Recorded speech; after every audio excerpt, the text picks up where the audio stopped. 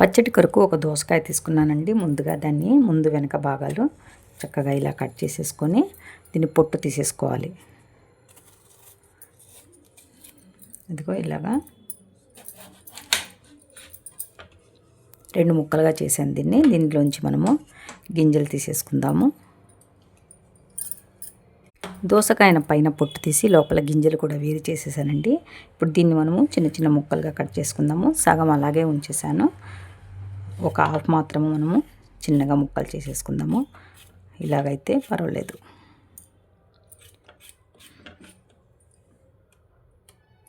కించి ఒక కడాయి పెట్టానండి. అందులో కొద్దిగా ఆయిల్ వేసేసుకోవాలి.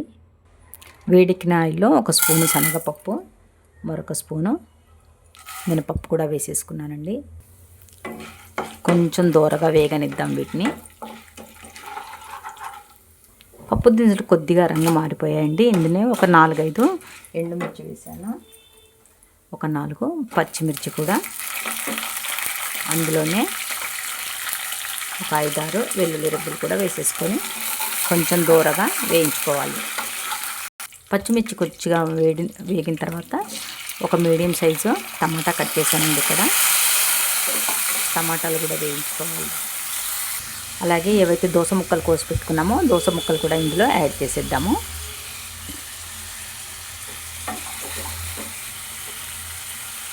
ఇప్పుడు ఇందులోనే ఒక చిటికెడు పసుపు, రుచికి సరిపడా ఉప్పు వేసేసుకుందామండి. అలాగే ఒక 2 చింతరిబ్బలండి. మీ ఇష్టం, అది మీరు కొంచెం పులుపుగా ఉండాలంటే చింతరిబ్బలు వేసుకోవచ్చు, లేకపోతే ఏం పర్వాలేదు. దోసకాయ పుల్లగానే ఉంటుంది, కానీ కొంచెం పచ్చళ్ళు తినేటప్పుడు కొంతమంది చాలా పులుపు ఇష్టపడతారండి. అందుకని ఒక 2 రెబ్బలు నేను వేసేసాను. ఇక్కడ మొత్తం ఈ దోసకాయ కూడా వేసుకోవచ్చు. టమాటా, ఈ పప్పు దినుసులు వేసాను కాబట్టి చాలా కమ్మదనంగా ఉంటుంది ఈ పచ్చడి. అందుకని కొంచెం నూనెలో వేగిన తర్వాత దోస పచ్చడి వేసేసానండి. చక్కగా ఒక 2 నిమిషాల పాటు ఇవన్నీ మగ్గే వరకు మనము ఉంచుకోవాలి. దోస ముక్కలు, టమాటా ముక్కలు చక్కగా మగ్గిపోయాయండి. మంచి స్మెల్ కూడా, పచ్చిమిర్చి స్మెల్ వస్తుందండి.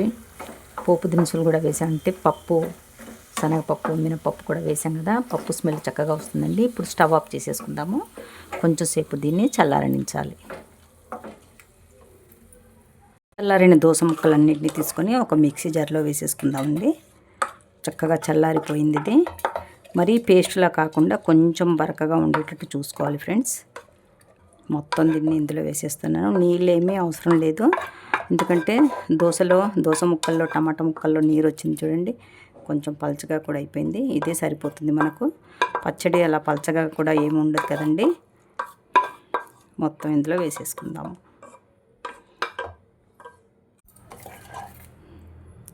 చక్కగా రవ్వలా ఉండేటట్టు నేను చూసి మిక్సీ పట్టేసానండి. ఇప్పుడు మనం ఇందులో తాలింపు వేసేసుకుందాము. ఒక గిన్నెలోకి మార్చేసానండి. ఏవైతే మనం చిన్న చిన్న ముక్కలుగా ఉన్నాయో దోస ముక్కలు, ఇవి కూడా ఒకసారి మనం ఇందులో కలిపేసుకుందామండి. పచ్చడి అయితే చాలా బాగుంటుందండి. దోశ, ఇడ్లీ, వేడి అన్నంలో కూడా చాలా చక్కగా తింటూ ఉంటే ఈ ముక్కలు వచ్చి కరకరలాడుతూ చాలా బాగుంటాయండి. చాలా చక్కటి రెసిపీ అండి. ఇప్పుడు మనం ఇందులో పోపు వేసేసుకుందాము. ఇక్కడ పోపు గింజలు వేగేటప్పుడే నేను కొంచెం ఇంగువ కూడా వేసేసానండి. ఇలా తాలింపు పెట్టుకున్నంటే చక్కటి కమ్మటి దోస పచ్చడి రెడీ అయిపోయింది ఫ్రెండ్స్. చాలామందికి అసలు పచ్చళ్ళు తినే అలవాటు ఉంటుంది ఫ్రెండ్స్. అలా పుదీనా పచ్చడి, టమాటా పచ్చడి, ఆ పచ్చడి కాకుండా మరోసారి మార్కెట్కి వెళ్ళినప్పుడు ఇలా దోసకాయ అయితే ఇలా తెస్తూ ఉంటామండి. ఇది అన్నంలోకి కానీ, చపాతీ రైస్లోకి, వేడి రైస్లో కూడా చాలా బాగుంటుంది. పిల్లలకు బాక్స్ కట్టించారంటే కూడా చపాతీలోకి చాలా పనిస్తుందండి ఫ్రెండ్స్. చూడండి ఎంత బాగుందో పచ్చడి.